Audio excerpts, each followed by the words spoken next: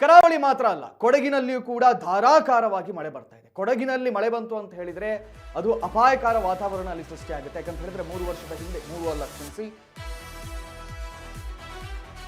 5 ವರ್ಷದ ಹಿಂದೆ ಕೊಡಗಿನಲ್ಲಿ ಏನಾಯ್ತು ಅಂತ ನೀವೆಲ್ಲರೂ ಕೂಡ ನೋಡಿದ್ದೀರಿ. ನೋಡಿಲ್ಲ? ಕೊಡಗಿನಲ್ಲಿ ನೋಡಿದ್ದೀರಿ, ಧಾರಾಕಾರವಾಗಿ ಮಳೆ ಬಂದ ಕಾರಣದಿಂದಾಗಿ ಗುಡ್ಡ ಕುಸಿತ ಉಂಟಾಗಿತ್ತು. ಇವತ್ತಿಗೂ ಕೂಡ 123 ಮನೆಯ ಸಂತ್ರಸ್ತರು ಮನೆಗಳಿಲ್ಲದೆ ಒದ್ದಾಡ್ತಾ ಇದ್ದಾರೆ. ಸೊ ಕೊಡಗಿನ ತ್ರಿವೇಣಿ ಸಂಗಮವು ಸಂಪೂರ್ಣವಾಗಿ ನೀರಿನಿಂದ ಆವೃತವಾಗಿದೆ ಅಂತೆ. ಮುಳುಗಡೆಯಾದ ಸ್ನಾನಘಟ್ಟ ಮತ್ತು ಉದ್ಯಾನವನಗಳು ನೀರಿನಿಂದ ಆವರಿಸಿದಂತಹ ಭಾಗಮಂಡಲ ತಲಕಾವೇರಿ ರಸ್ತೆ, ಭಾಗಮಂಡಲ ತಲಕಾವೇರಿ ಮಾರ್ಗದ ರಸ್ತೆ ಸಂಚಾರ ಸ್ಥಗಿತವಾಗಿದೆ. ಕೊಡಗಿನಲ್ಲಿ ಧಾರಾಕಾರವಾಗಿ ಮಳೆ ಆಗ್ತಾ ಇದೆ. ವರುಣರಾಯ ಆರ್ಭಟಿಸಿ ಅಬ್ಬರಿಸಿ ಬೊಬ್ಬಿರಿತಾ ಇದ್ದಾನೆ ಕರಾವಳಿಯಲ್ಲಿ. ಕರಾವಳಿ ಮಾತ್ರ ಅಲ್ಲ, ಕೊಡಗಿನಲ್ಲಿ ಕೂಡ ಕೊಡಗಿನ ದೃಶ್ಯಾವಳಿಗಳನ್ನು ತೋರಿಸ್ತಾ ಇದ್ದೀವಿ ನೋಡಿ. ಭಾಗಮಂಡಲ ಆ ಭಾಗಗಳು ಇಡೀ ರಸ್ತೆಯೇ ನದಿಯಂತಾಗ್ಬಿಟ್ಟಿದೆ. ಯಸ್, ನಾನು ಹೇಳ್ದಂಗೆ ಲ್ಯಾಂಡ್ ಸ್ಲೈಡಿಂಗ್ ಸ್ಟಾರ್ಟ್ ಆಗ್ಬಿಟ್ಟಿದೆ. ಹೆಚ್ಚಿನ ಕಡೆಗಳಲ್ಲಿ ಲ್ಯಾಂಡ್ ಸ್ಲೈಡಿಂಗ್ ಆಗ್ತಾ ಇದೆ. ದಯವಿಟ್ಟು ಗುಡ್ಡ ಬೆಟ್ಟದ ಅಕ್ಕಪಕ್ಕದಲ್ಲಿ ಆಸುಪಾಸಲ್ಲಿ ಯಾರೆಲ್ಲ ಮನೆ ಕಟ್ಕೊಂಡಿದ್ದೀರಿ ಆದಷ್ಟು ಜಾಗರೂಕರಾಗಿರಿ.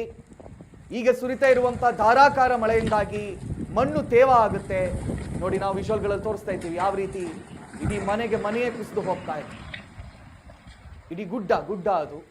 ಸೊ ಕೊಡಗಿನಲ್ಲಿ ಮಳೆ ಅತಿಯಾಗಿ ಬಂತು ಅಂತ ಹೇಳಿದ್ರೆ ಪ್ರತಿ ವರ್ಷವೂ ಕೂಡ ಈ ಲ್ಯಾಂಡ್ ಸ್ಲೈಡಿಂಗ್ ಇದ್ದದ್ದೇ. ಪ್ರಕೃತಿಯ ಎದುರಿಗೆ ಮನುಷ್ಯ ಏನೂ ಮಾಡೋಕೆ ಸಾಧ್ಯ ಇಲ್ಲ. ಪ್ರಕೃತಿ ಮುನಿಸಿಕೊಂಡಂತೆ ಕಾಣ್ತಾ ಇದೆ ಕೊಡಗಿನಲ್ಲಿ. ಆದಷ್ಟು ಆ ಭಾಗದ ಜನರು ಜಾಗರೂಕರಾಗಿರಿ. ಸೊ ಉದಾಹರಣೆ ನಿಮ್ಮೆಲ್ಲರ ಕಣ್ಣು ಮುಂದೆಯೇ ಇದೆ, 5 ವರ್ಷದ ಹಿಂದೆ ಏನಾಯಿತು ಅಂತ ಹೇಳಿ.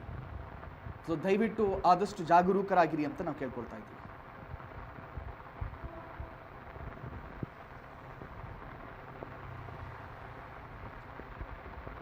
ಕೊಡಗು ಕರಾವಳಿ ಮಾತ್ರವಲ್ಲ, ಕೊಡಗಿನಲ್ಲಿ ಧಾರಾಕಾರವಾಗಿ ಮಳೆ ಆಗ್ತಾ ಇದೆ. ನಾವು ನಿಮ್ಗೇನು ತೋರಿಸ್ತಾ ಇದ್ದೀವಿ ನೋಡಿ, ಅದೆಲ್ಲ ರಸ್ತೆಗಳು ಸ್ವಾಮಿ. ರಸ್ತೆಗಳೇ ಇದೀಗ ಕೆರೆಯೋ ನದಿಯೋ ಆ ರೀತಿ ಭಾಸವಾಗ್ತಾ ಇದೆ.